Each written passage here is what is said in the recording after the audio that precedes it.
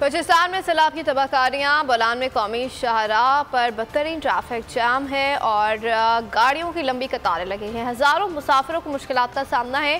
पानी और खुराक की किल्लत है। शदीद गर्मी से मासूम बच्चा जाँ भाग हो गया है। सैलाब में बह जाने वाली सड़क की खराब हालत के बाइस ट्रैफिक का गुजरना महाल है। NDMA के मुताबिक मुल्क भर में सैलाब और बारिशों से 70 से ज़ायद ज़िला मुतासर है, जबकि मरने वालों की तादाद 1300 से तजावुज़ कर गई है।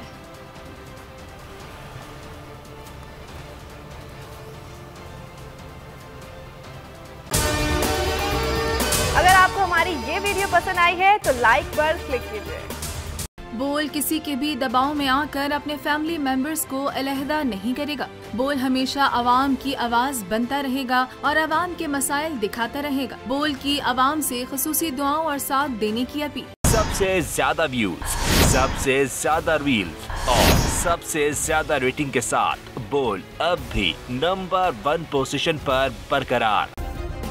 सब्सक्राइब करें और बेल दबाएं ताकि कोई खबर रह न जाए।